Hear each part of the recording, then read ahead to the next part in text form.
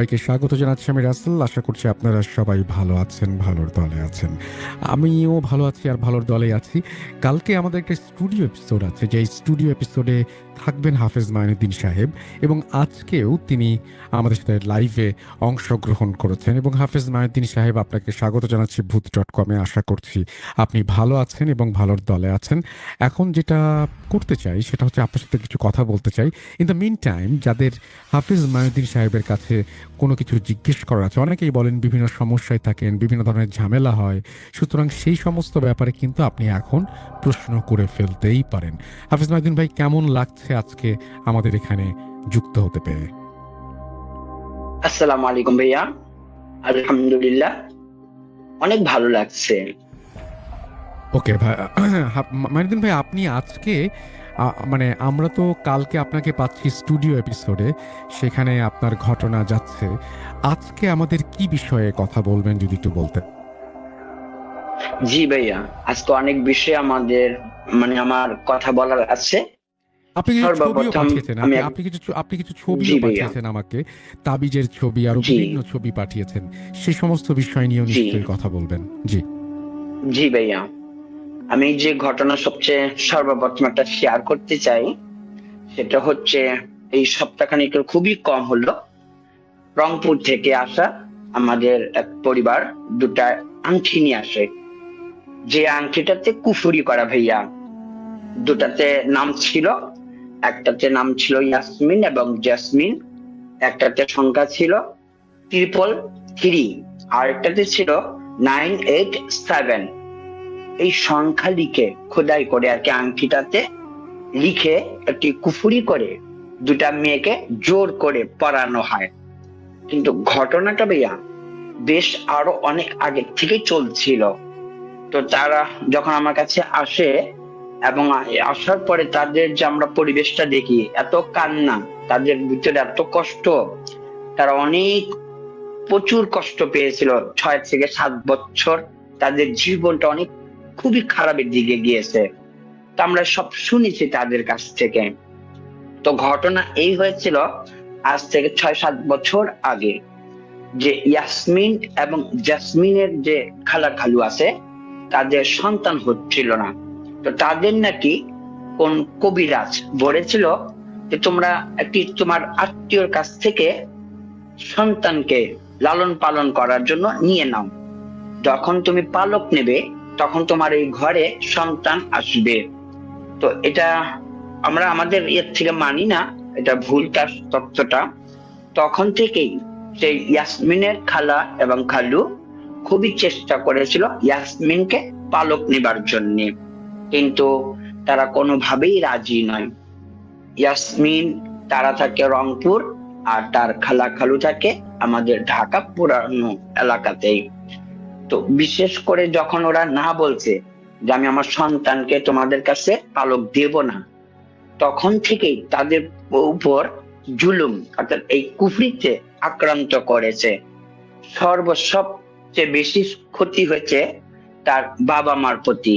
মেয়ে দুটোকে ওরকম কষ্ট দেওয়া হয়নি, বাবা এবং মা প্রচন্ড, তারা খুবই কষ্ট, আর্থিক অসচ্ছলতা, পারিবারিক ভাবে তাদের অসুস্থতা, কোনোভাবেই তারা ঠিক হচ্ছে না। এখানে আরেকটা বিষয় কুফরিত করা হয়েছিল পূর্বে, সেটা হচ্ছে তাদের নিকট আত্মীয় স্বজন থেকে সরিয়ে দেওয়া। যখনই তাদের কোনো আর্থিক সংকট পড়েছে, এই খালা খালু তাদেরকে কিছু কিছু টাকা দিয়ে দাবি রেখেছে, আমি তোমাদের কষ্টের সময় ছিলাম, আছি, কিন্তু বিনিময়ে তোমার একটি মেয়েকে আমাকে পালক দাও। আর এটা কোনোভাবেই ইয়াসমিনের পরিবার সম্মতি দেয়নি, যার দরুন তাদের এই পরিবারকে এমন একটা কুফরি করা হয়েছে যে তাদের ঘরগুলো, তাদের যে চাষাবাদ ছিল, গরু ছাগল ছিল, তাদের গরু মারা গেল, তাদের ঘর একেবারে অবস্থা খারাপ হয়ে গেল। আপনি আপনি নিজেই ঘর ভেঙে পড়ে, ঘরের অবস্থা খারাপ হয়ে যায়, আর ওরা এসে আর্থিক সাহায্য করে আর একটা দাবি রাখে, আমি তোমাদের পাশে আছি, যা লাগবে সবই দেব, বিনিময়ে ইয়াসমিনকে আমাকে পালক দাও। আর ততবারই তারা বলছে এটা কখনই সম্ভব নয়, আমি আমার মেয়েকে তোমাদের কাছে আমি পালক দিতে পারবো না। অবশেষে এমন একটা পরিস্থিতি হয়েছে যে এতটাই অসুস্থ, তারা বাধ্য হয়েছিল রংপুর থেকে ঢাকায় আসতে। তখন তারা ঢাকায় আসে এবং একটাই পথ, এই তার এই খালা খালুর বাসায় আসতে হবে, কেননা আর কেউ তাদেরকে পছন্দ করছে না বলে। তখন তারা বাধ্য হলো এই তার খালা খালুর কাছেই আসতে হলো।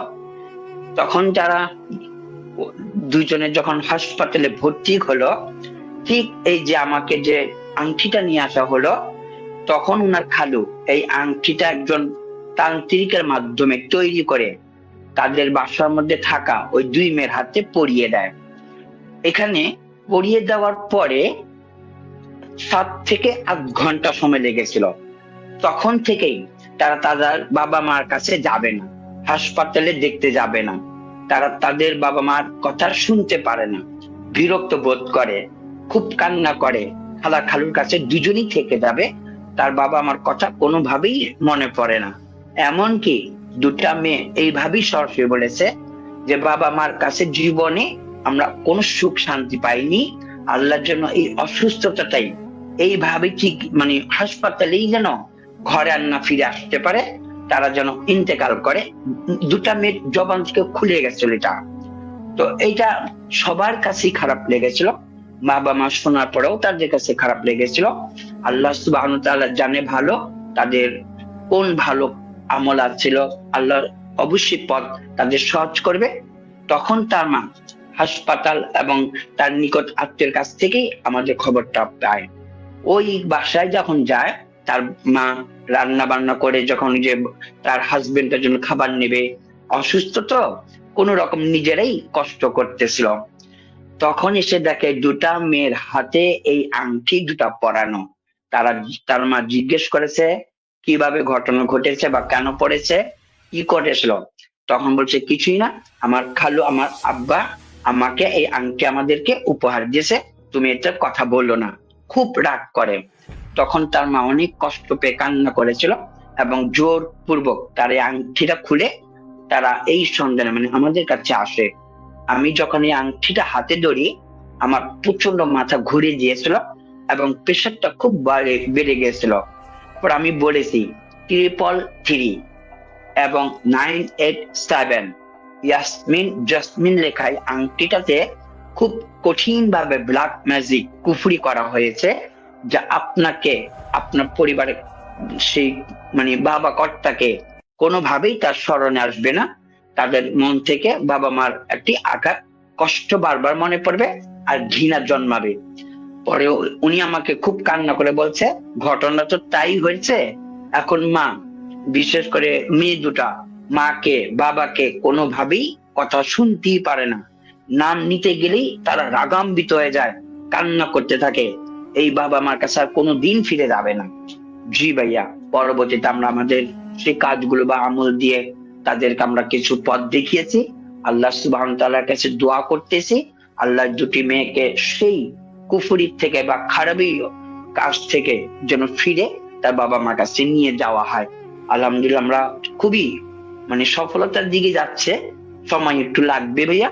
এই আংটিটা আমার কাছে আমি রেখে দিয়েছি, আর দেওয়া হয়নি।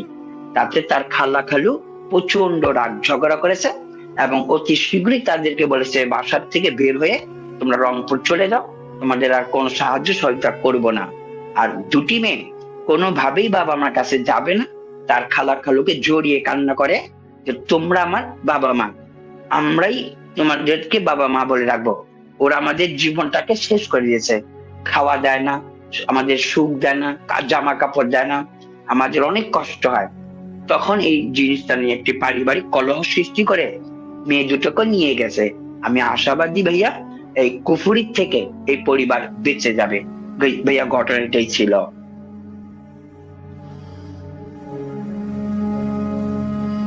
ওকে, মাহিউদ্দিন ভাই, থ্যাংক ইউ সো মাচ।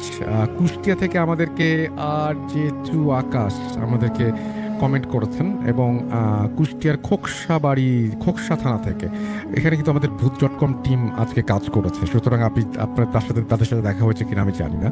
এখান থেকে বেশ কিছু ঘটনা কালেক্ট করতে গিয়েছিল, আমি দেখতে পাচ্ছি। ইটস এ কোইন্সিডেন্স, বাট পেলাম। মাইনুদ্দিন ভাই, আপনি তো সমস্যার কথা বলছিলেন, জি আমিও ভাইয়া। সবাইকে বলেছি যে জি ভাইয়া। সমস্যার সমাধান করতে। আচ্ছা, অনেকেই মানে আপনি যদি এরকম হয়, আপনাকে একটা একটা সমস্যা, সবাই অনেকেই এই সমস্যাটি নিয়ে কথা বলেন যে হঠাৎ করেই রাতের বেলায় আপনি অনুভব করলেন যে আপনি ঘরে একা না, বা আপনার এই ঘরে অন্য কারো উপস্থিতি আছে। সেই মুহূর্তে প্রথমত কি করা উচিত? জি, যদি এমনটা হয় যে আমার ঘরে কেউ আছে, তখন একটু শব্দ করা উচিত। নার্ভাস নয়, দুর্বলতা নয়, ভয় ভীতি নয়। একটি শব্দ করা, আসসালামু আলাইকুম আওয়াজ দিয়ে বলা, অথবা যে কাউকে, নিজ সন্তান হোক, আপনজনের যেই থাকুক, তার নাম ধরে আওয়াজ দিয়ে ডাকা, ইনশাল্লাহ সেটা সরে যাবে। মাইনুদ্দিন ভাই, স্বপ্নে মৃত মানুষ দেখলে কি হয়? মানে আত্মীয়-স্বজন, মৃত আত্মীয়-স্বজন। না, আলহামদুলিল্লাহ, সেটা কিন্তু মৃত মানুষ দেখলে এটা কিন্তু ভালো। হ্যাঁ, নিজেকেও যেমন প্রস্তুতি থাকাটা, এটা আমল করার জন্য, যে তুমি অবশ্যই প্রস্তুত থেকে আমল করো। এবং মৃত মানুষ দেখলে একটি সুসংবাদ পাওয়া যায়, ব্যবসায়িক বা পারিবারিক ভাবে যে কোনো একটি সফলতা বয়ে আনবে, একটা ভালো কিছু হবে। তাই মৃত মানুষ স্বপ্ন দেখা হয় ভাইয়া। ওকে, আমি দেখতে পাচ্ছি যে আমাদেরকে রাকিব আপনাকে সালাম জানিয়েছেন। অনেকদিন পরে রাকিব শুনে হয়তো খুব খুশি হয়েছেন। তিনি কমেন্ট করেছেন। বহুদিন পর লাইভে শোনার সুযোগ পেলাম। মানিকগঞ্জ থেকে নুরুল ইসলাম লিখেছেন, থ্যাংক ইউ সো মাচ আমাদের সঙ্গে থাকার জন্য। আমাদের যদি কারো কোনো সমস্যা থাকে বলতে পারেন, না হলে আমি হাফেজ মাইদিন ভাইয়ের সাথে আমাদের নেক্সট ঘটনায় যাব। সৌদি থেকে মুস্তফা বলছেন, ফরিদপুর আনন্দবাজার থেকে জহুরুল আমাদেরকে লিখছেন, এবং অনেকেই পছন্দ করছেন আমাদের আজকের এপিসোড মাইনুদ্দিন ভাই, কারণ আপনি এখানে আছেন। আর আপনি যদি হচ্ছে এখন এরপরে কি আপনারা কিছু বলার আছে আজকে, এরকম কোনো জি কিছু? ভাইয়া। জি, তাহলে আমি শুনি, আমরা সেটা আমার চলে যাব। এই সপ্তাহে কিন্তু ভাইয়া প্রচুর মাথাটার সমস্যা ছিল। কেন? সে শনিবার থেকে নিয়ে আজকে পর্যন্ত, আগামীকালও আসবে। কোথার থেকে যে এই লোকগুলো আসছে জানি না, কিভাবে খবর পায়। কিন্তু সবচেয়ে বড় ভালো লাগে যখন আইসে বলে যে আমি ভূত.com এ রাসেল ভাইয়ার কাছে আমি এই কথা শুনেছি বা আপনার বিষয় শুনেছি। আসার পরে তারা অনেক যে স্বাভাবিক ভালো হয়ে যায়, এটা দেখালে আমার ভালো লাগে। তো আরেকটা যেটা ভাইয়া ঘটনা বলবো, যে এই সপ্তাহে প্রতিটা দিন অহরহ আর কি, প্রায় শনিবার থেকে সোমবার পর্যন্ত 6 থেকে 7টা পরিবার আমার কাছে আসলো। তার পরিবারের কলহ, অর্থাৎ বিবি গুলো, তাদের স্ত্রী গুলো পরকিয়া চলে যাচ্ছে কুফরিতে। 6 থেকে 7টা পরিবার একেবারে বিচ্ছেদ হয়ে যাচ্ছে, একটা ব্ল্যাক ম্যাজিকে। বহু দূর থেকেও, বগুড়ার থেকেও আসা আমার 10 থেকে 12 বছরের সম্পর্ক তাদের, একটা খুব বন্ধুত্বের মতন স্থাপন বা একটা সংসার জীবন, এই মায়াটা ছেড়ে একজন নারীকে আরেকজন কুফরি করে নিয়ে চলে যাচ্ছে। কেন? সেটা আমার খুব খারাপ লাগছে। একটু সামান্য কিছু অর্থের বিনিময়ে, কিছু তান্ত্রিক বা কবিরাজ, যে কোনো যেই হোক না কেন, এই কাজগুলো কেন করছে? তারা একটি পরিবারকে ধ্বংস করে দিচ্ছে। এরকম বহু জায়গা থেকে আমাদের কাছে যারা আসছে, আগামীকাল চট্টগ্রাম থেকেও আসতেছে আরেকটা পরিবার। ঠিক ঘটনা এই, অনেক দিনের 4-5 বছরের সম্পর্কের বা সংসারিক জীবন থেকে তার ঘর থেকে বিচ্ছেদ ঘটিয়ে দিচ্ছে, আরেকজন নিয়ে চলে যাচ্ছে। কেন হচ্ছে এগুলো? এটা খুব খারাপই অবস্থা। আর গতকাল আমি একটা মেয়ের জিন ছাড়িয়েছিলাম। তো এই জিনটা ছাড়াতে গিয়ে ভাইয়া আমার একটি পুরনো স্মৃতি, কবরস্থানে থাকা, আমার খুব মনে পড়ে গিয়েছে। এটা আমাকে বারবার এখন মনে পড়াচ্ছে। আমি ঘটনাটা থেকে শেয়ার করিনি। আমি আজিমপুর কবরস্থানে রাত 11টা বা 11:30টায় ছিলাম। ওইখানে আমি খুব আমল করতেছি, জিয়ারত করতেছিলাম কয়েকটা জায়গাতে। তো এমন একটা জায়গা, প্রচন্ড নীরব। আর রাত 11:30টা কবরস্থান মানে নিস্তব্ধ, কেউই থাকে না ওইখানে। ওই রাত্রেবেলা কাউকেই দেখা যায় না, পুরাই নিস্তব্ধ, একেবারে নিরিবিলি। আর এমনটা লাগে যে হয়তো আমার পেছনে, সামনে কেউ সাথে সাথে হেঁটে হেঁটে আমার সাথে সাথে কোথাও আমার পিছু পিছু নিয়ে যাচ্ছে। তো এটা কবরস্থানে আমার রাত্রেবেলায় অবশ্যই এটা হওয়ারই কথা, মন এটা আবেগের কাজ করে। তারপরে আমি নির্ভয়েতে হেঁটে যাচ্ছি, হঠাৎ করে এই কবরস্থানে রাতে 11:30 এরকম গভীরতায় কবরস্থান থেকে আমাকে একজন ডাক দিয়েছে, আসসালামু আলাইকুম হাফেজ সাহেব, একটু আসেন। আমি তখন তাকালাম, আমাকে সালাম অথবা আমার যাকে হাফেজ সাহেব বললো, সে কে? তখন দেখেছি একটা লোক খুব বয়স্কই বসে আছে। তখন আমি তার কাছে যাই, আমার ভয়টা দূর হয়ে যায়। তখন আমি তার সাথে কিছু কথা বলি, উনিও আমাকে পরিচয় দেয় যে তুমি হাফেজ সাহেব, তুমি তো মাদ্রাসায় লেখাপড়া করেছো, আমি তোমাকে প্রায় সময়তেই দেখি, হয়তো তুমি আমাকে খেয়াল করনি। এই কথা বলার পরে আরো কিছু অনেক বিষয় নিয়ে কথা হয়। পরে উনি আমাকে বলে, হাফেজ সাহেব ওই এখানে একটু খাবার রাখা আছে একটা বাটিতে, হয়তো হালুয়া রুটি বা মিষ্টি হবে, তুমি নাও। ভাইজান সবচেয়ে বড় বিষয় হলো খাবারটা যে ছিল 2 থেকে 3 হাত, বেশি দূর নয়, খুব কাছাকাছি। তখন ওই আমি খাবারটা যখন নিয়ে আসতে যাই ওই বাটিটা, এর ফাঁকেই উনি চলে গেছে। অর্থাৎ কোথায় গেছে? যাবার কথা নয় বা চলে গেল, হাইটা চলে গেল, আমি কিন্তু দেখতে পেতাম, কিন্তু সে ছিল না। যখনই আমি খাবার বাটিটা তার একটু সামান্য, আমি একটু দাঁড়িয়ে খাবারটা নিয়ে আসছি, এর মাঝে কিন্তু ওনাকে আর পাইনি। তখন আমারও আবার একটি ভয় কাজ করেছিল যে উনি কোথায় গেল। আমি বেশ 15 থেকে 20 মিনিট অপেক্ষা করেছিলাম, তালাশ করেছি, ভাইয়া তাকে আমি আর পাইনি। এখনো পর্যন্ত যখন আমি কবরস্থানে যাওয়া হয়, আমি আর তাকে পাইনি।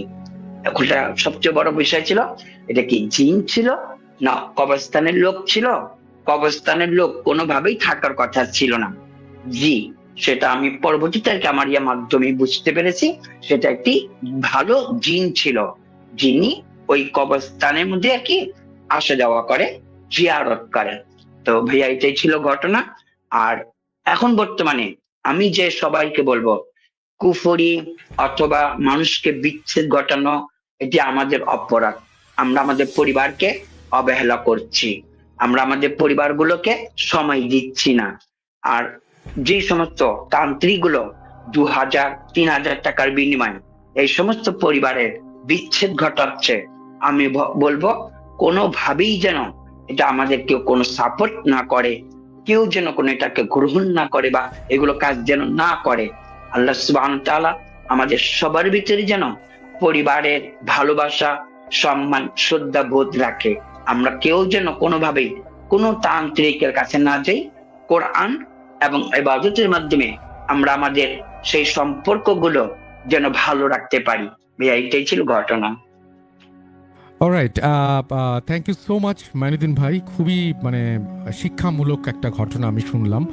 আমার কাছে কমেন্ট করেছেন আলমগীর আপন, তিনি জানতে চান যে কারো ওপরে যদি কালো জাদু করা হয় কাউকে, তাহলে সেগুলোর লক্ষণগুলো কি কি যদি একটু বলতেন। জি ভাইয়া, ব্ল্যাক ম্যাজিকের যে লক্ষণগুলো আমরা পেয়েছি, সেটা হচ্ছে সর্বপ্রথম যেটা হয় সেটা হচ্ছে মেজাজ খুব উগ্র হয়ে যায়, খুবই মেজাজ খারাপ হয়ে যায়, ভালো লাগছে না কাউকে।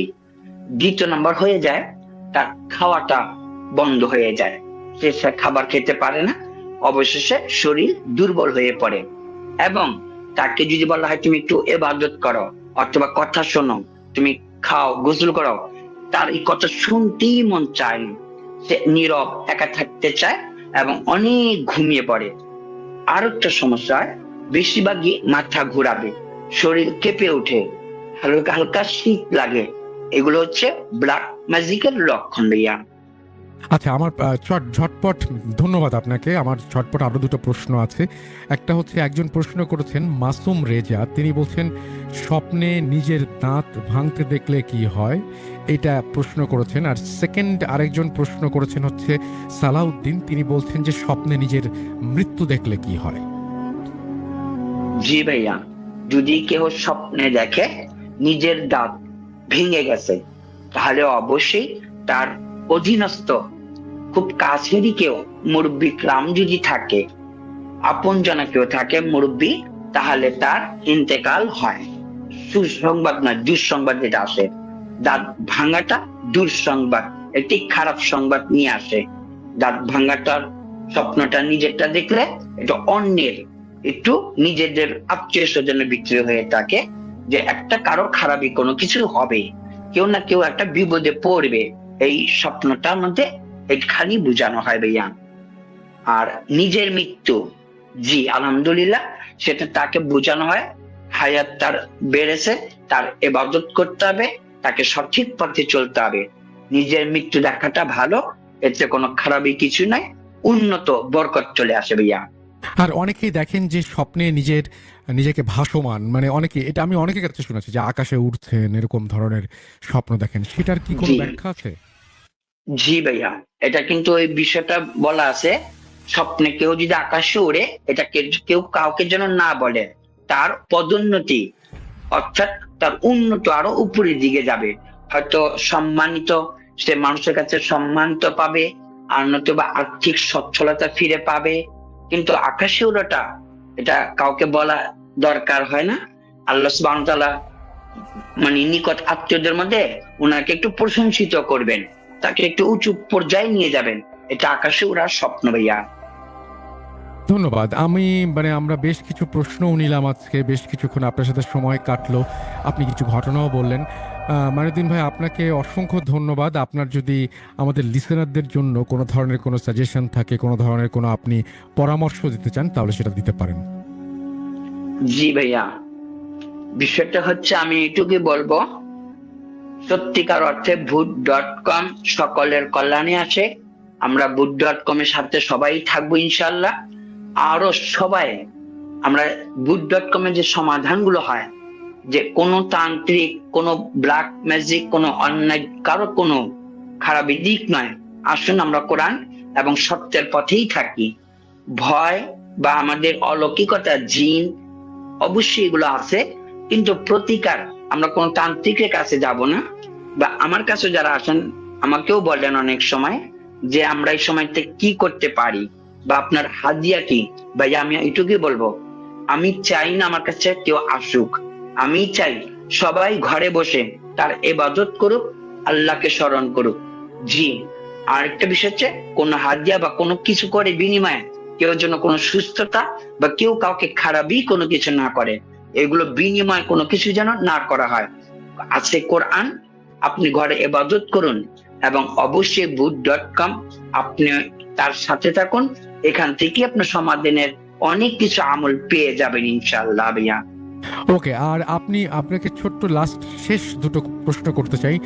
নজর লাগলে কেউ বুঝতে পারবে কিনা, মানে লক্ষণ আছে কিনা? এবং স্বপ্নে অনেকে বলছেন, অনেকেই লিখছেন যে স্বপ্নে বিয়ে দেখলে কি হয়? এই দুটো বলে আমরা আজকে শেষ করব। আমরা আর কোনো কোশ্চেন নিচ্ছি না আজকে, সরি। আমরা এই দুটো নিয়ে শেষ করব। Thank you. জি ভাইয়া, যদি নজর লাগে সেখানে কয়েকটা লক্ষণ দেখা দেবে। সর্বপ্রথম লক্ষণ দেখা দেবে, নজর লাগলে বমি আসবে, খাওয়ার পর পরই সে হজম করতে পারবে না, সে খাবারটা বের হয়ে যাবে, বমি হয়ে পড়বে, এবং নাভিটা, পেটটাকে ফুলে যাবে, ব্যথা করবে, এবং তার গায়ে যে কোনো একটা ঠোসা পড়ে যাবে। এই হচ্ছে নজর লাগার ভাইয়া লক্ষণ। দ্বিতীয় নাম্বার, স্বপ্নে যদি বিবাহ দেখানো হয়, জি বিবাহটা, সেটা দেখা হলে এই লক্ষণটা একটু বেশি ভালো নয়, অশুভ সংকেত।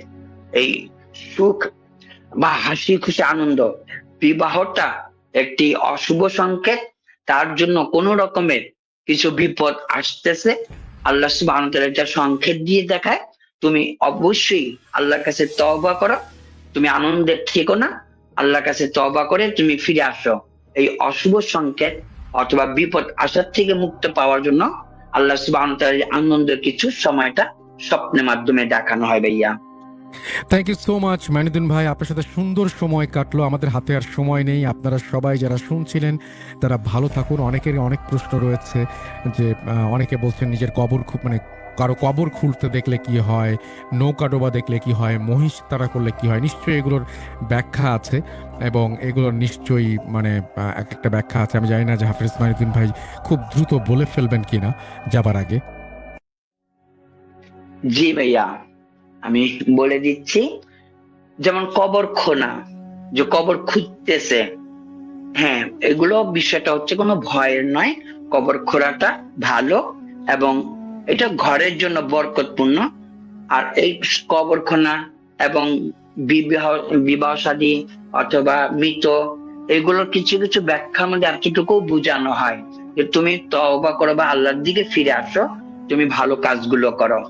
আর যেগুলো কবর খোঁড়ানো, এটা তার হায়াত এবং তার উন্নতি বরকত চলে আসে। মহিষ দেখা বিপদ, তার অবশ্যই পেছনে কেহ ক্ষতি করার চেষ্টা করতেছে। মহিষ দেখা ভালো নহে ভাইয়া। Thank you G so much. অনেক ধন্যবাদ মাইনুদ্দিন ভাই। আপনি ভালো থাকবেন, সবার জন্য দোয়া করবেন, আপনার জন্য আমরা দোয়া করি। আপনাকে আবারও আমরা নিশ্চয়ই কালকে পাবো, সেই জন্য আপনার জন্য অনেক অনেক শুভকামনা থাকলো এবং আশা করছি যে আপনি এইভাবেই আমাদের সাথে যুক্ত থাকবেন। এবং আমার খুব ভালো লাগে যে আপনি কোনো ঘটনা পেলে বা যখনই আপনি কোনো কিছু সন্ধান পান তখনই আমাদের জানিয়ে দেন যে হ্যাঁ, ঘটনা আছে, যেটা আমরা সঙ্গে সঙ্গে আপনাকে ইনভাইট করতে পারি এবং আপনার সাথে কথা বলতে পারি। থ্যাংক ইউ ভেরি মাচ এভাবেই পাশে থাকার জন্য। এবং যারা শুনলেন তারা যদি আজকে আমাদের এই এপিসোডটি ভালো লাগে, খুবই গুরুত্বপূর্ণ এপিসোড, কারণ এখানে তিনি বিভিন্ন জিনিসের সমাধান দিয়েছেন, বিভিন্ন কথা বলেছেন, বিভিন্ন বিষয় নিয়ে কথা বলেছেন। সুতরাং এই বিষয়গুলো নিয়ে যদি আপনি আরও সবাইকে জানাতে চান, তাহলে সেই বিষয়গুলো নিয়ে জানানোর জন্য আমাদের এই আজকের এপিসোডটি আপনি কিন্তু শেয়ার করতে পারেন আপনার কাছের মানুষের সাথে, আপনার প্রিয় মানুষের সাথে, আপনার পরিচিত মানুষের সাথে। আমরা আজকের মতো বিদায় নিচ্ছি, কথা হবে আবারও আগামীকাল স্টুডিও এপিসোডে, স্টুডিও সেশনে। কারণ আপনারা জানেন প্রত্যেক মাসের শেষ বুধবার আমরা স্টুডিও সেশন করি, তারপরে বৃহস্পতিবার, তারপরে শুক্রবার। আমাদের টিম এখন আছে বিভিন্ন বাংলাদেশের বিভিন্ন অঞ্চলে আছে, যেমন খোকসা এবং খোকসার আশেপাশের অঞ্চলে তারা শ্যুট করেছেন। আশা করছি যে ভবিষ্যতে আপনাকে পাবো এবং ভবিষ্যতে আপনাকে ঠিক এইভাবে আপনি আমাদের সঙ্গে যুক্ত হবেন এবং আমাদেরকে আপনি এভাবে মানে পাশে থাকবেন। আর আমরা সামনের দিকে এগিয়ে যেতে চাই। আমাদের ফেব্রুয়ারি মাস মানেই হচ্ছে নতুন একটা সম্ভাবনার দিকে আমরা এগিয়ে যাচ্ছি। আমাদের 6 বছর পূর্ণ করছি আমরা। পাশে থাকবেন আশা করি, সেই আশা রেখে আজকের মতো বিদায় নিচ্ছি। আল্লাহ হাফেজ।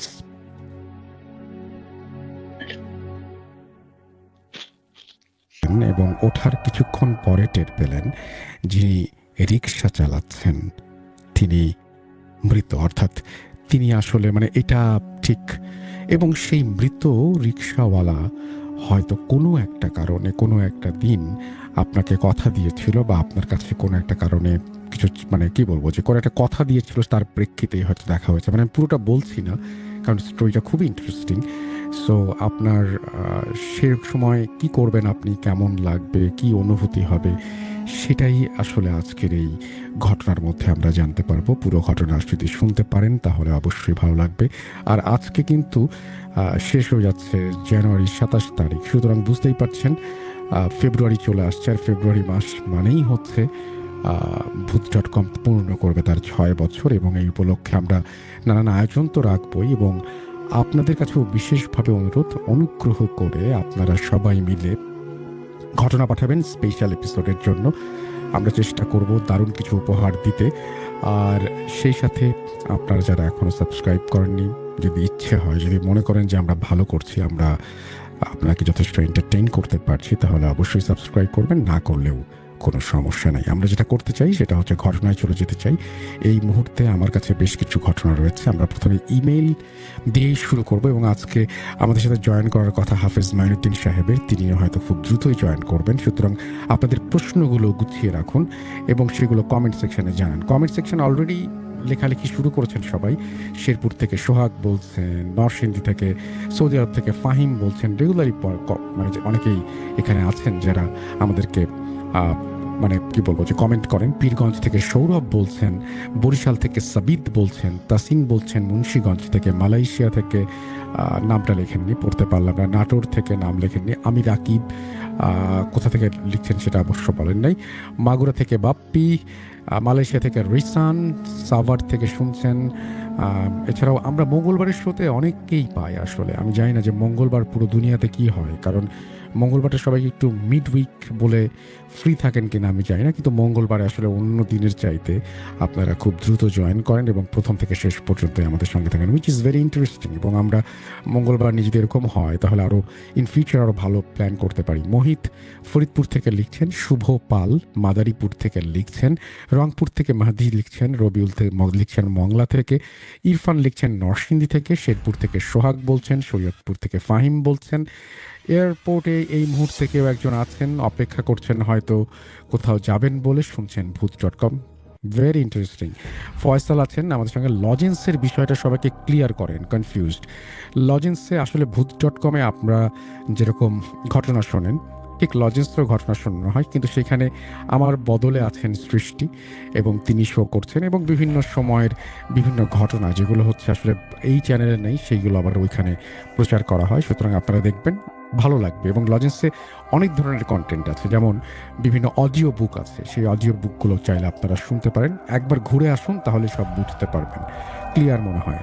আমাদের সাথে আরও অনেকেই আছেন এই মুহূর্তে। কুষ্টিয়া থেকে অমৃত বলছেন, টাঙ্গাইল থেকে সোহান বলছেন। চলুন আর কথা না বাড়িয়ে আমরা ঘটনায় চলে যাই, কারণ অনেকেই কমেন্ট পড়লে বিরক্ত বোধ করেন। আমরা চলে যাচ্ছি আমাদের আজকের ঘটনায়। প্রথম ঘটনাটি শুরু করছি, প্রথম থেকে শেষ পর্যন্ত থাকবেন আশা করছি।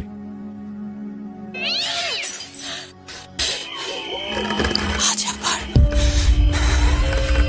শুনতে পাচ্ছেন শব্দটা?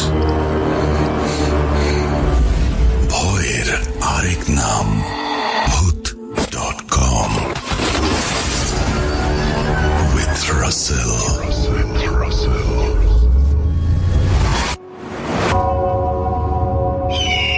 Welcome back. আপনাদের সবাইকে স্বাগত জানাচ্ছি আমি রাসেল। আশা করছি আপনারা সবাই ভালো আছেন, ভালোর দলে আছেন।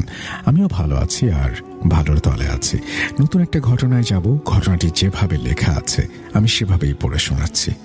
আসসালামু আলাইকুম রাসেল ভাই, আশা করি আল্লাহর রহমতে আপনি অনেক ভালো আছেন। আমি একজন ভূত.com এবং ভূত এফএম-এর নিয়মিত শ্রোতা। এটি আমার ভূত.com-এ পাঠানো দ্বিতীয় ঘটনা। প্রথম ঘটনা কোনো কারণবশত সিলেক্টেড হয়নি, তাই দ্বিতীয় ঘটনা লিখতে বসলাম। ঘটনাটি সম্পূর্ণ সত্য এবং বাস্তব। আমি মানিক, বগুড়া জেলার কোনো একটা গ্রাম থেকে বলছি। পড়াশোনা ও ব্যস্ততার কারণে ঘটনাটি আমার পক্ষে স্টুডিওতে এসে বলা সম্ভব না, তাই আমি চাই ঘটনাটি আপনি পড়ে শোনান এবং ঘটনাটি যদি নির্বাচিত হয় আমাকে অবশ্যই জানাবেন। আশা করি বানানে ও শব্দ চয়নে কোনো ভুল ত্রুটি হলে ক্ষমা সুন্দর দৃষ্টিতে দেখবেন। এই ঘটনাটির ইতি ঘটে, মানে ঘটনাটি শেষ হয় 24 সেপ্টেম্বর ও 29 সেপ্টেম্বর। হয়তো ভাবছেন শুরুই করলাম না, শেষ কবে হয়েছে সেটা আগে বললাম কেন? একটু ধৈর্য ধরুন, সব বুঝিয়ে বলছি। ঘটনাটি ঘটে আমার ভাতিজা রাকিব ও আমার মামাতো ভাই মিলনের সঙ্গে। ঘটনা 1। বলছি রাকিবের কথা। সে এসএসসি পরীক্ষা শেষ করে। এসএসসি পরীক্ষা শেষ হবার পর যে 3 মাস পর পরীক্ষার ফলাফল দেয়, এই 3 মাস সে বাড়িতে বসে না থেকে ভাবে ঢাকায় গিয়ে কোনো একটা কাজ করবে। যেই ভাবা সেই কাজ। তার বয়স কম, সার্টিফিকেট না থাকার কারণে ভালো কোনো চাকরি পায় না। সে গাজীপুর সালনা বাজার নামক একটা স্থানে তুলার ফ্যাক্টরিতে কাজ নেয়। আমার এই ঘটনাটি গাজীপুরের কোনো লিসেনার শুনে থাকলে অবশ্যই চিনবেন আমি কোন তুলার ফ্যাক্টরির কথা বলছি। হ্যাঁ, আমি বলছি গাজীপুরের সালনা বাজার মোল্লাপাড়ার একটা গার্মেন্টসের কথা। এখানে ঘটনার সাপেক্ষে ফ্যাক্টরির কিছু বর্ণনা দেওয়া দরকার। ফ্যাক্টরিটি নির্মাণ হয়েছিল বেয়ারিশ লাশ যেখানে কবর দেয়া হয় সেই জমির ওপরে। দুর্ভাগ্যক্রমে যেখানে কবরগুলো ছিল সেখানেই ফ্যাক্টরির বাথরুম নির্মাণ করা হয়েছিল। ফ্যাক্টরিটি মূলত 24 ঘন্টায় চালু থাকে। এখানে 8 ঘন্টা করে 3টি শিফট ভাগ করা। রাতে যে 8 ঘন্টা ডিউটি করতে হয়, মানে 10টা থেকে সকাল 6টা পর্যন্ত, সেই মেয়েদের সাথেই ঘটনাটি ঘটেছে। এখানে মেয়েদের কথা এই জন্যই বললাম, এখন পর্যন্ত ছেলেদের ওপর কোনো প্রভাব পড়েনি, শুধুমাত্র রাকিব ও মিলন ব্যতীত। আমি সেখানে যাওয়ার আগের কথা। মিলি নামের এক মেয়ে, ছদ্মনাম হিসেবে ব্যবহার করছি, এবং সেই মেয়ে ফ্যাক্টরিতে কাজ করতেন। মিলি রাত 10টা থেকে 6টা পর্যন্ত যে শিফট, সেটাতে কাজ নিয়েছিলেন। কিছুদিন ঠিকঠাক থাকার পর হঠাৎ করেই পরিবর্তন দেখা যায়। মিলি প্রতি রাতেই একই সময়ে মানে রাত 2টার দিকে ওই বাথরুমে যান। যাবার পর বাথরুম থেকে অদ্ভুত রকমের চিৎকার শুনতে পান। সবাই তার কাছে যাবার পর দেখে তার চোখগুলো আগুনের শিখার মতো জ্বলজ্বল করছে, মুখের এক পাশ বাঁকা হয়ে গেছে, আর অদ্ভুত রকমের কিছু ভাষায় সে কথা বলছে। তার কি হয়েছে জানতে চাইলে সে সবার উপরে আক্রমণ করে। পরে ঠিক 1 ঘন্টা পর সে স্বাভাবিক অবস্থায় ফিরে আসে। এভাবেই বেশ কিছুদিন চলতে থাকে দেখে তাকে দিনে ডিউটি করতে দেয়া হয়। কোনো সমস্যা হচ্ছে না, তাই সে ফ্যাক্টরিতে এখনো কাজ করছে। এটাই হলো ফ্যাক্টরির মোটামুটি বর্ণনা। ঘটনায় ফেরা যাক। আমি এত সব কিছু জানার পরেও ওই ফ্যাক্টরিতে দিনের বেলায় কাজ নেই। ভাবলাম দিনের বেলায় কাজ করলে কোনো সমস্যা হবে না। বেশ কিছুদিন ভালোই কাজ করেছি, কোনো সমস্যা হয়নি। এখানে বলে রাখা ভালো, ওই ফ্যাক্টরিতে একটা স্টোর রুম ছিল, যেটা কিনা অনেক দিন হলো পরিত্যক্ত, কিংবা বিশেষ দরকার না হলে কেউ যেত না।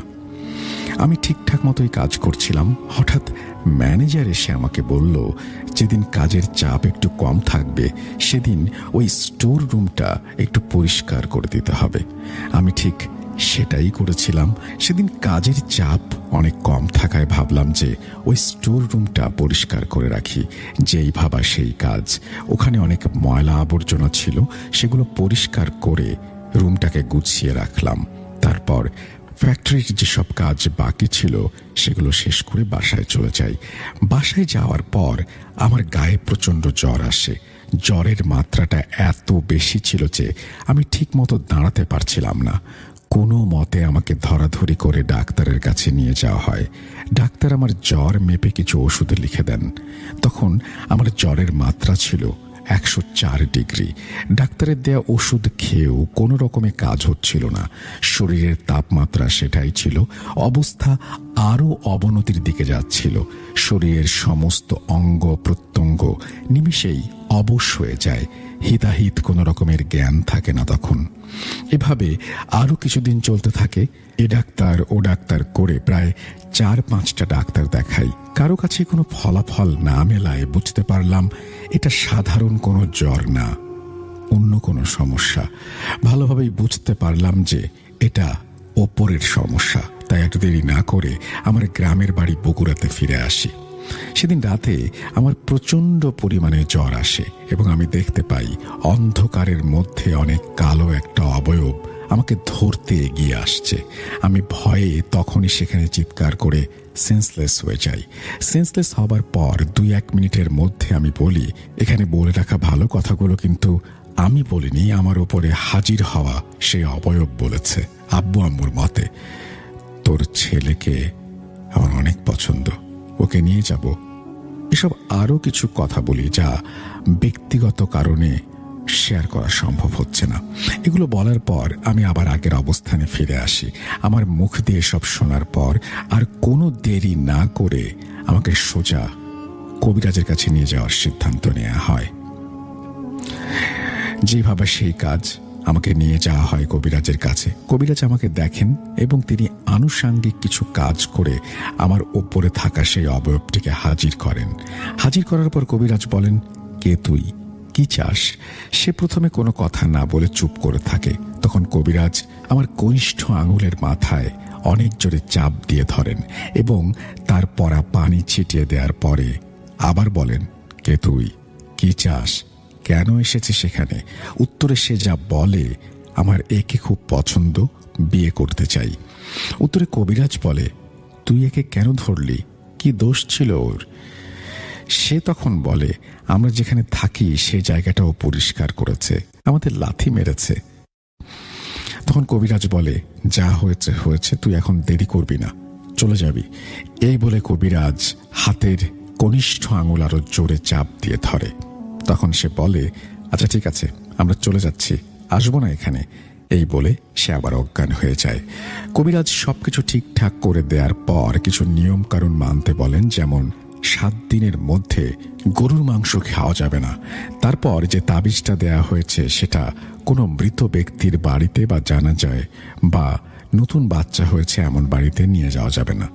যদি যাই তাহলে তাবিজ কাজ করবে না, নষ্ট হয়ে যাবে। এইসব কিছু শুনে আমি ওখান থেকে সোজা বাড়িতে চলে আসি। এইভাবে বেশ কিছুদিন ভালোই চলছিল, তেমন কোনো সমস্যা হয়নি। এটাই হলো রাকিবের ঘটনা। ঘটনা যদি নির্বাচিত হয় তাহলে জানাতে বলেছেন। থ্যাংক ইউ ভেরি মাচ আপনার ঘটনার জন্য। আশা করছি যারা শুনলেন তাদের কাছে ভালো লেগেছে। আমরা চলে যাব আমাদের পরবর্তী ঘটনায়।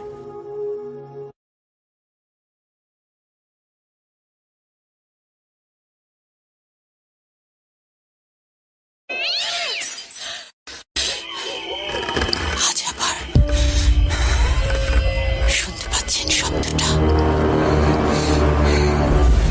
ভয়ের আরেক নাম ভূত.com with Russell.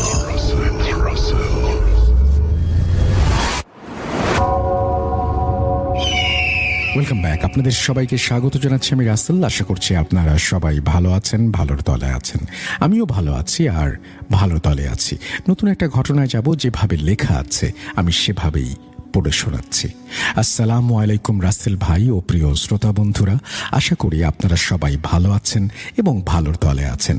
আমি মোহাম্মদ সাব্বির হাসান, গাজীপুর থেকে। আজকে আমি যে ঘটনাটি শেয়ার করতে যাচ্ছি, এই ঘটনাটা আমার এক বন্ধু মুহিতের মামার সাথে ঘটে যাওয়া। কোনো এক সন্ধ্যায় আমাদের খুব পরিচিত একটা চায়ের দোকানে বসে চা খাচ্ছিলাম আর প্রিয় সাবিত আলম ভাইয়ের দেয়া কালো অধ্যায় ঘটনাটা নিয়ে আলোচনা করছিলাম। আলোচনার এক পর্যায়ে মুহিত বলে উঠল, আমার মামার সাথে একটা ঘটনা আছে। মুহিতের কথা শুনে একটু বেশি আগ্রহী হয়ে গেলাম এবং মুহিতকে পুরো ঘটনাটা বলতে বললাম। দুঃখিত লিসনার্স, অনেক কথা বলে ফেললাম। চলুন মূল ঘটনায় যাওয়া যাক। শব্দ চয়নে অনিচ্ছাকৃত ভুলের জন্য ক্ষমা করবেন। বলছেন মুহিত, আমার নাম তোতা মিয়া। তখন সালটা হবে হয়তো 1994 কি 1995। তখন মামা ছিলেন টকবকে যুবক। মামাবাড়ির পাশ দিয়ে চলে গেছে এক বিশাল নদী। নদীর এক কোণে ছিল একটা শ্মশান ঘাট এবং শ্মশান ঘাট থেকে একটু দূরেই একটা খাল। প্রতি বছরে একবার করে পানি এসে পুরো খাল, নদী এবং চাষের জমিগুলো কানায় কানায় পরিপূর্ণ করে দিত। মামা ছোট থেকেই 5 ওয়াক্ত নামাজ মসজিদে আদায় করতেন। এমনই একদিন আসরের নামাজ পড়ে বাড়ি ফিরছিলেন মসজিদ থেকে। বাড়ি ফিরতে একটা ব্রিজ পার হতে হয়, তো যথারীতি বাড়ির দিকে হাঁটছেন। হঠাৎ পেছন থেকে কেউ ডাকলো। পেছনে ফিরে মামা দেখেন তার বন্ধু স্বপন, ফরিদ, সেলিম ও রায়হান তাকে ডাকছে। তাদের ডাক শুনে তিনি একটা হাসি দিয়ে ব্রিজের ওপরে দাঁড়ালেন। তার কাছে এসে ফরিদ মামা বলতে লাগলেন, খালে নতুন পানি এসছে, আজকে তারা মাছ ধরতে যাবেন, তিনি যাবেন কিনা। মামা একটু আমতা আমতা করে বললেন, আমি যাব না। এর কারণ আছে।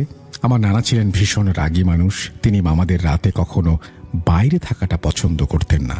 মামার মুখে না শুনে তারা মামাকে জোর করতে লাগলেন। এক পর্যায়ে জোরাজুরিতে মামা রাজি হয়ে যান। তারা প্ল্যান করেন নানা নানি ঘুমিয়ে যাওয়ার পর মামাকে নিয়ে বের হবেন। তো যেভাবে সেই কাজ। গ্রাম হওয়ায় মানুষ 9টার আগেই ঘুমিয়ে যায়। প্ল্যান অনুযায়ী 9টার দিকে স্বপন, ফরিদ, সেলিম ও রায়হান মামা মাছ ধরার জন্য ট্যাঁটা, কুচ, লাইট, প্রয়োজনীয় সব জিনিস নিয়ে চলে এসেছেন। মামার তো তেমন কিছু নেই, তাই রায়হান মামা তার জন্য একটা কুঁচ নিয়ে এসেছেন। তারপর যথারীতি তারা খালের দিকে রওনা হন। খালে পৌঁছানোর পর তারা লক্ষ্য করেন পুরো খাল একদম ফাঁকা, তেমন কোনো মানুষ নেই, তারা 5 জন ছাড়া। আজে বাজে কিছু না ভেবে তারা মাছ ধরতে শুরু করেন। মাছ ধরতে ধরতে এক সময় আলাদা হয়ে যান, কারণ একসাথে থাকলে বেশি মাছ ধরা যাবে না। আমার মামাও আলাদা হয়ে যান এবং একটু একটু করে লাইট ধরে সামনে এগোতেই দেখেন সাধারণের চেয়ে একটু বেশি বড় সাইজের একটা টাকি মাছ। মাছটা দেখে মামা মহা খুশি। খুশিতে মামা পা টিপে টিপে কুঁচ দিয়ে মাছটাকে আঘাত করেন, কিন্তু আশ্চর্যজনকভাবে কুঁজের নিচে মাছটা ছিল। মামা সেটা নতুন করে হয়তো নিশানা লাগাতে পারেননি। ঠিক একটু সামনে এই মাছটাকে আবারও তিনি দেখতে পান এবং আবার আঘাত করেন। এভাবেই আরো 2-1 বার চেষ্টা করে যখন মামা ব্যর্থ, তখন তিনি নিজের ওপরেই রেগে যান এবং শেষবারের মতো মাছটাকে আবারও আঘাত করেন। এবার মামা মহা খুশি, মাছটা আটকে গেছে। এইটা ভেবে মামা কুচটা ওঠান এবং মাছটা পান না। এবার অন্য কিছু না ভেবে মন খারাপ করে সামনের দিকে হাঁটতে থাকেন তার বন্ধুদের উদ্দেশ্যে। কিছু দূর এগোতেই মামা লক্ষ্য করেন স্বপন মামা উবু হয়ে কুঁচ থেকে মাছ ছাড়াচ্ছেন। এটা দেখে মামা যখন তাকে ডাক দেন, স্বপন মামা এতে কোনো পাত্তাই দেন না। কয়েকবার ডাকার পর মামা বিরক্ত হয়ে তার গায়ে হাত দেন। হাত দেয়া মাত্র মামা তার লোমশ কিছু হাতে অনুভব করেন এবং সাথে সাথে স্বপন মামা ঘুরে তাকান। তোতা মামা দেখেন স্বপন মামা কোথায়। সামনে যে দাঁড়িয়ে আছে সে তো একটা লোমশ মানুষ, মুখটা বকের মতো। এটা দেখা মাত্র মামা একটা চিৎকার দিয়ে ওইখানেই অজ্ঞান হয়ে যান। চিৎকার শুনে সবাই মামার লাইটের আলো দেখে কাছে গিয়ে দেখেন মামা পড়ে আছেন। সবাই তার জ্ঞান ফেরানোর চেষ্টা করেও ব্যর্থ হন আর চিন্তিত হয়ে যান। তারপর সবাই তোতা মামাকে ধরাধরি করে নিয়ে নানা বাড়িতে গিয়ে নানাকে ডাকতে থাকেন। ডাক শুনে নানা বাইরে এসে মামাকে ওই অবস্থায় দেখে মামার বন্ধুদের বকাঝকা করতে থাকে। বকাঝকা শুনে নানি বাইরে এসে নানাকে চুপ করিয়ে দোয়া কালাম পড়ে ফুঁ দিয়ে মামার জ্ঞান ফেরান। কি ভাবছেন ঘটনা শেষ? মূল ঘটনার মাত্র শুরু। ৩-৪ দিন কোনো সমস্যা হয় না। ৩-৪ দিন পর মামা যাচ্ছিলেন নানার সাথে প্রতিদিনের মতো ফজরের নামাজে যাবেন। হঠাৎ নানা একটু অসুস্থ হয়ে পড়েন, তাই তাকে একাই নামাজে যেতে হয়।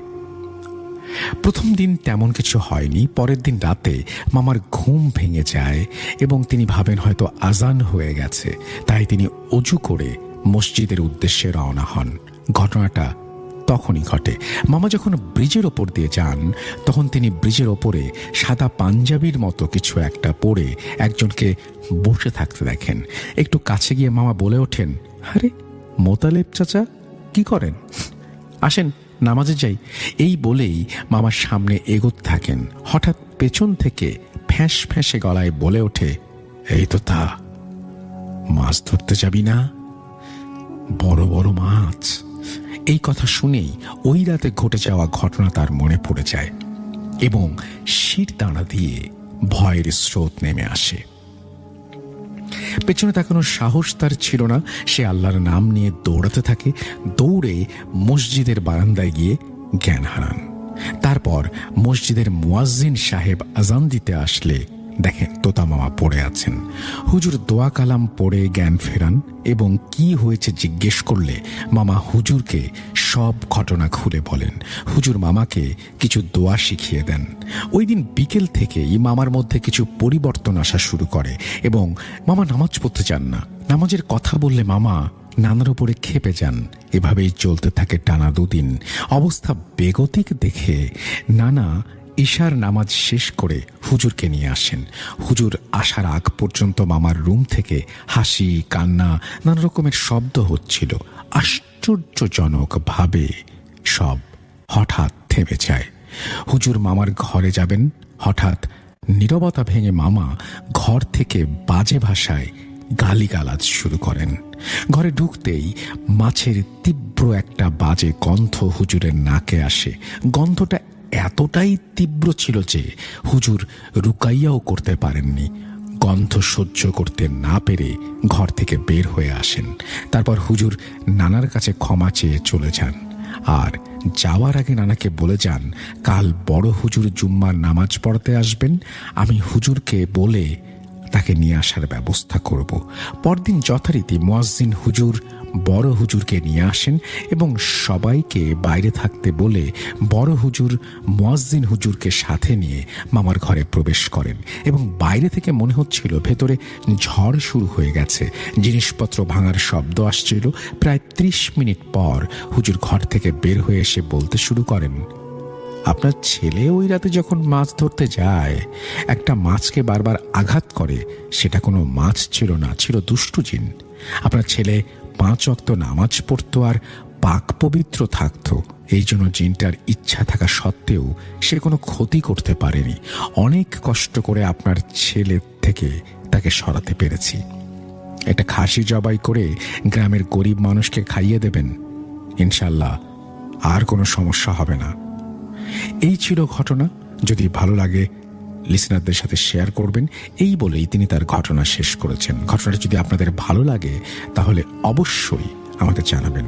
আমরা চলে যাব আমাদের পরবর্তী ঘটনায়।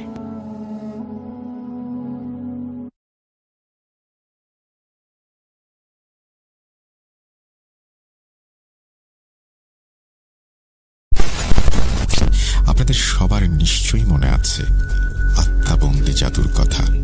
হ্যাঁ, আজকে আমরা নিয়ে এসেছি আত্মাবন্দী জাদুর দ্বিতীয় পর্ব। কিরে ভাই, চলুন ফার্স্ট পার্টি কি ছিল? না বাড়িয়ে কখন গেল?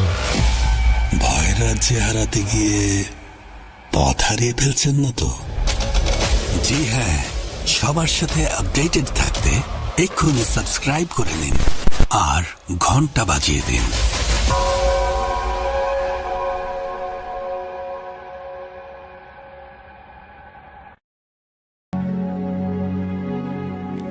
ওয়েলকাম ব্যাক আপনাদের সবাই